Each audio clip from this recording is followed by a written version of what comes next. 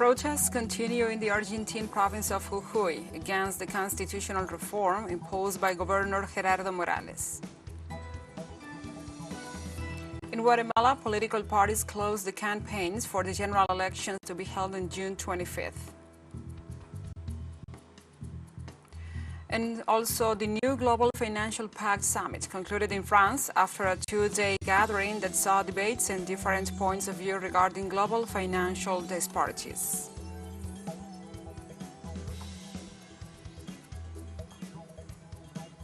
Hello from the headquarters of TeleSUR English in Havana, Cuba. This is From the South.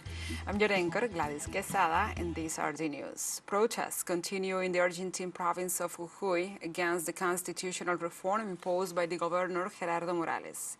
On Thursday, there was an on-and-off roadblock in the town of Purmanarca, where indigenous communities, along with state workers, maintained a camping in the area. Throughout the province, there were 14 roadblocks and the teachers' protests in San Salvador de Jujuy to reject the constitutional reform and in favor of wage increases. At the same time, mining workers marched in the capital of Jujuy in solidarity with the demonstrations. According to experts, the reform of Governor Morales aims to move forward on the lands of indigenous peoples to extract lithium. At the same time, it criminalizes the social protest.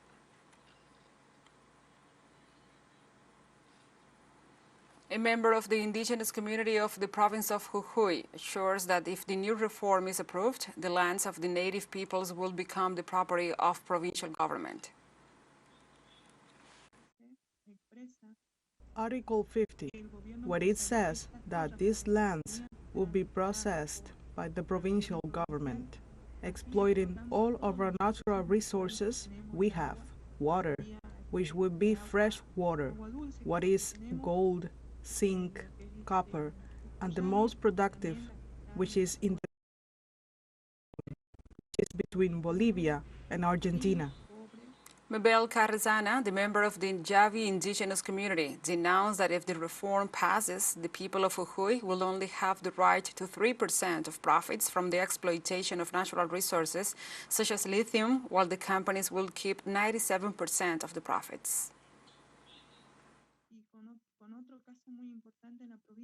Then, another very important case in the province is that the profits that will be obtained from the companies will be divided in 3% for the province, and 97% is taken by foreign companies. This is a damage to the province. This is the main problem we have, and that is that our lands will be administered by them. The legal status will no longer be valid for us. The member of the indigenous community asked the government of Alberto Fernandez to take action. But above all, I would like to tell the president to please take matters, that he really takes matters in hand. And this province has been asking to be intervened for 3 years, that the national agencies take matters, that they take the measures they have to take, and thank the mothers of Plaza de Mayo, the teachers' unions, for their support. The presidents of Brazil, Mexico, Chile, Colombia, Bolivia, and Paraguay addressed a joint letter to the President of the United States requesting him to support Argentina in the negotiations it is carrying out with the International Monetary Fund, the IMF. The letter, signed by Brazil's Luiz Inácio Lula da Silva, Mexico's Andrés Manuel López Obrador, Chile's Gabriel Boric, Colombia's Gustavo Petro, Bolivia's Luis Arce Catacora, and Paraguay's Mario Abdo Benitez, was addressed to Joe Biden at a time when negotiations between the Ministry of Economy and fund bureaucrats are at standstill. Lula has repeatedly requested that the IMF take into account the new reality of the Argentine economy. The over-indebtedness in the southern nation was caused by the exceptional loan of $47 billion that the multilateral credit organization granted to the then government of Mauricio Macri, and that was inherited by the current administration of Alberto Fernandez. On Thursday, Bolivian authorities announced the signing of new agreements between the national lithium company dubbed Yacimientos de Litio Bolivianos and the international companies to increase lithium exploitation. According to the state's company, the agreements will be finalized over the course of the year, aiming to increase production of the resource using direct lithium extraction. The Vice Minister of High Energy Technologies, Álvaro Arnés Prado, confirmed the first agreement was signed with the Chinese contemporary Amperex technology company to boost production and extraction on the field.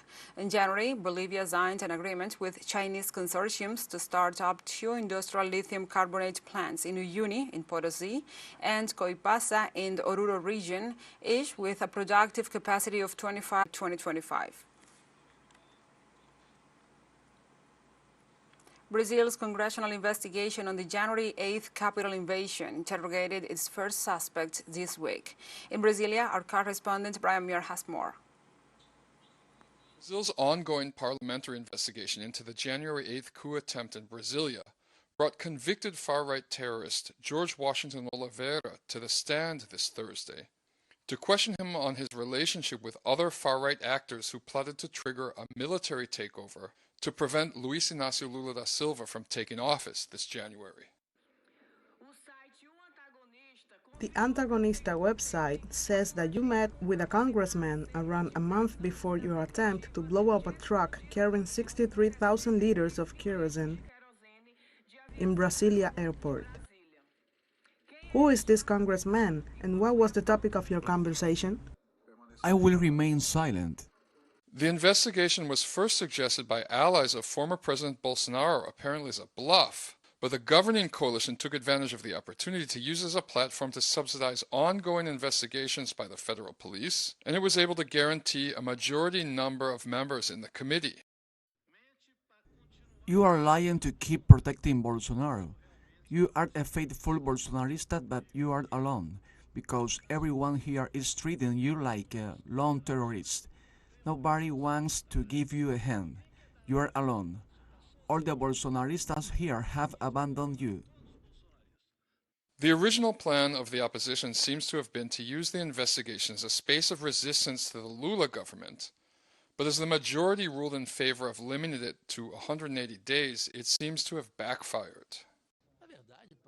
The truth is that the opposition would have liked this investigation to continue until 2026, because the only thing they are interested in is bothering the government and protecting the image of the former government.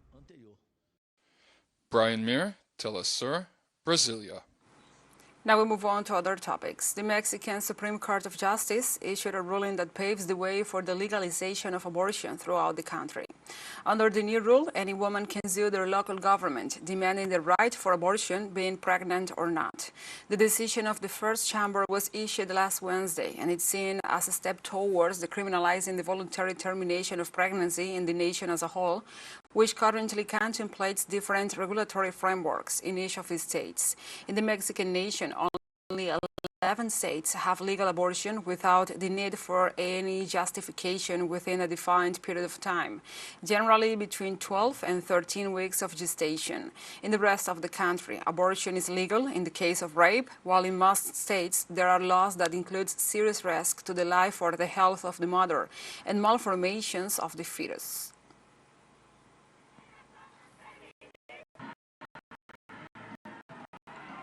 On Thursday in Guatemala, political parties closed campaigns for the general elections to be held on June 25th. Starting on Friday, the political groups will not be able to carry out proselytizing acts due to the Electoral and Political Parties law, which establishes that 36 hours before the voting, no campaign activity can be carried out. Guatemala arrives to general elections in the middle of doubts and distrust. 22 presidential candidates will participate, the highest number in the recent history of the Central American country. However, 4 presidential candidates were disqualified. On Sunday, around 9.3 million Guatemalan citizens will go to the polls to elect a president, 340 mayors, 160 deputies to the Congress, and 20 representatives to the regional and permanent body of political representation and democratic system of the Central American integration system.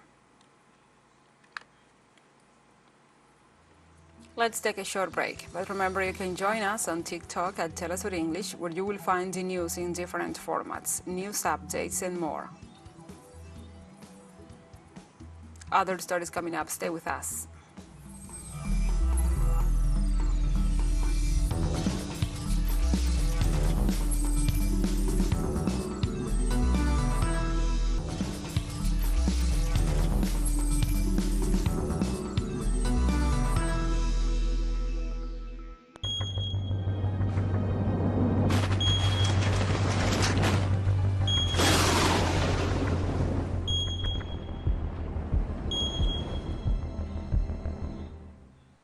Welcome back.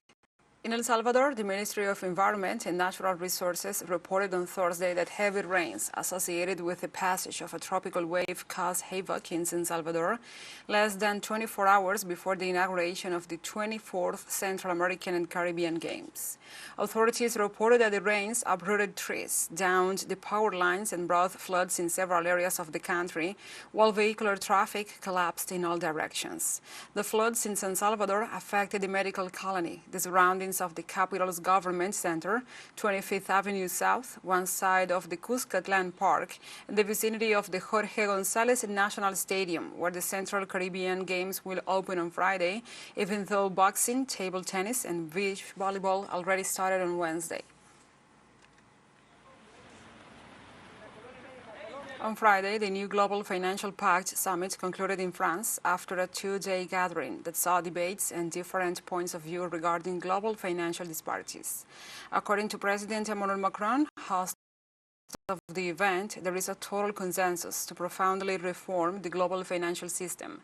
However, experts pointed out that the event ended without the expected revolution to fully accommodate the fight against global warming without compromising poverty reduction, even though the organizers had announced that the summit will be an opportunity to discuss ideas ahead of a series of important economic and climate meetings in 2023. At the event in Paris, world leaders supported the idea of reforming the World Bank and the International Monetary Fund, the IMF, both institutions dominated by the West. In the meantime, at the closing session of the summit, the president of Brazil, Luiz Inácio Lula da Silva, stressed that those two financial bodies do not meet the world's expectations.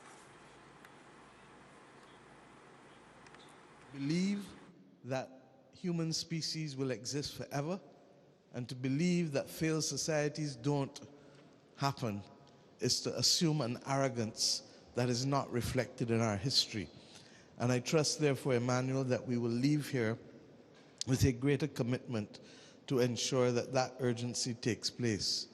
I believe also that geopolitics and national politics cannot be allowed to stand in the way of this great crisis.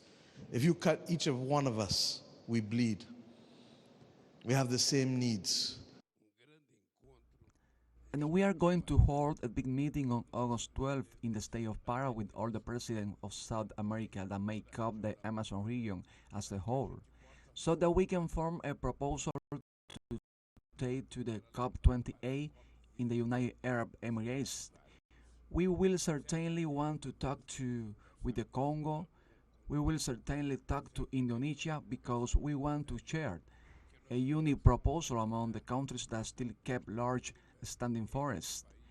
We want to make this a heritage not only of environmental preservation but an economic access to help the people who live in the forest.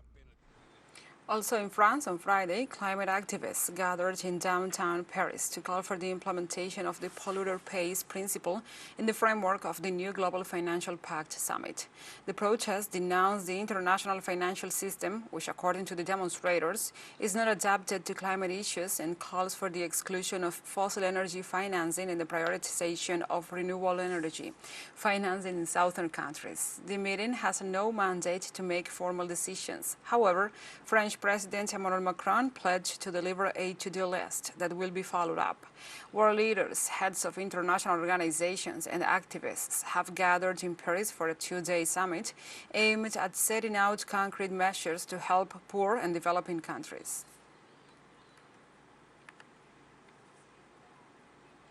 Climate activists said that despite all nations are suffering from the climate crisis, the less economically favored nations take a higher toll from it.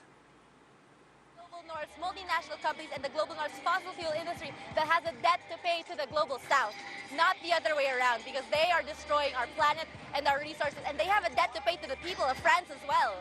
We are all in this crisis together. We are not equally impacted. Countries like the Philippines will experience it a lot worse, but we all have to band together to demand for justice, to demand for no more fossil fuel finance, and to demand for debt cancellation, because that is what we need to ensure that communities and marginalized people across the world are able to access this finance and actually adapt, mitigate, and live in this climate crisis.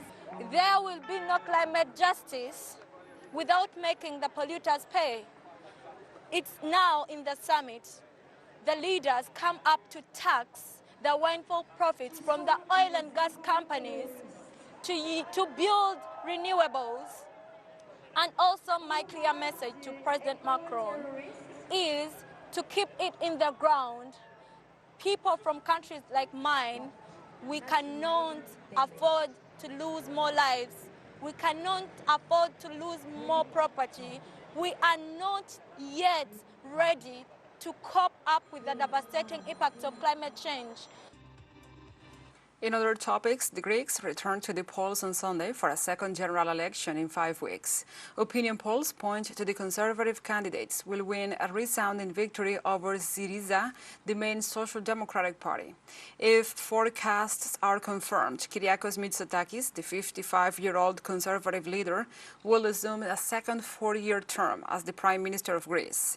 His center-right New Democracy Party won by a wide margin in the May election, but is heading for a second ballot to take advantage of changes in electoral law that favor the winning party.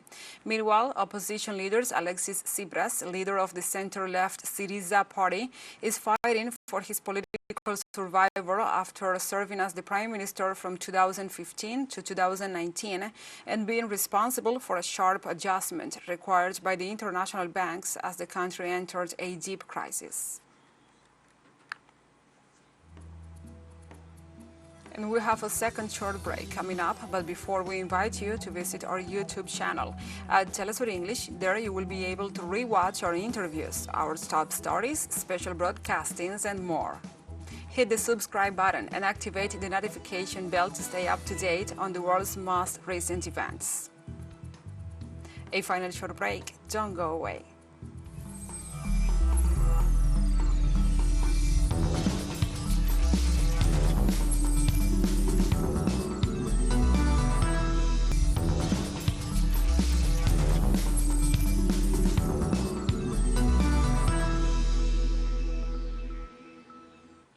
Welcome back. The United Nations High Commissioner for Human Rights, Volker Turk, warned on Thursday that violence in the West Bank may become uncontrollable due to Israel's increased use of advanced military weaponry. The official's office said in a statement that Israel must urgently readjust its policies and actions in the West Bank in accordance with international human rights standards, including the protection of and respect for the right to life. In this regard, Turk stressed that Israel, as an occupying power and under international humanitarian law, has an obligation to ensure law and order and security in the occupied Palestinian territory. According to the UN, at least 126 Palestinians, including 21 children, have been killed by Israeli armed forces in the occupied West Bank on 2023. Sudanese pilgrims gathered at the Grand Mosque in Mecca as they pray for peace and stability in their country. The annual Hajj pilgrimage, one of the 5 pillars of Islam, will start on Sunday with more than 2 million Muslims from around the world expected to take part this year. Wearing the clothes and speaking the languages of dozens of nations, pilgrims will flock the Mecca's Grand Mosque in show of religious harmony in a year when the region's Muslim states are driven by conflict. Meanwhile, worshippers of different nationalities also reaffirmed their hope for the Hajj to provide a chance for Muslims to set strife aside. We pray to God for the end of the war in Sudan and to spread peace and make the situation in Sudan better. Hajj is a gift from God. We are relieved from the exhaustion of war in Sudan, and I hope that all Sudanese experience the same feelings as we do here. It is a very difficult time for us. Sudan is witnessing war and fighting. We ask God for success. And Angola registers advances in the technical works to modify its current political administrative division, the DPA, since the diagnoses are practically concluded. According to the Angola press agency, the Minister of Territorial Administration, Dionisio da Fonseca, corroborated the progress of the studies and assured that only a few steps remain regarding the consultation with the citizens in some demarcations. The analysis must be concluded this year to ensure that as of 2024, the general state budget contemplates the specific needs of the new administration and the bodies resulting from the modifications in the DPA. The final decisions will depend on the characteristics of each demarcation. The changes in the DPA must respond to the demands of the demographic and infrastructure growth, the expansion of population settlements, and the need to reduce regional asymmetries.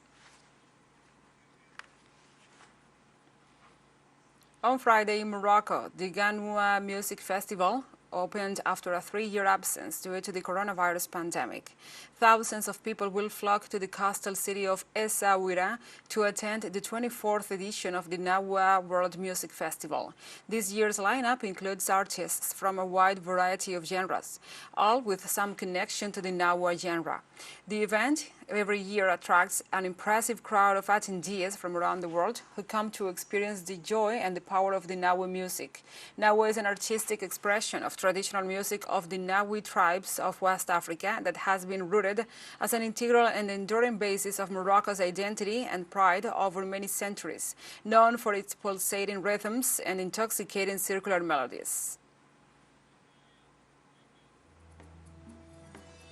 And we have come to the end of this news brief. But remember, you can find this and many other stories on our website at telesurenglish.net.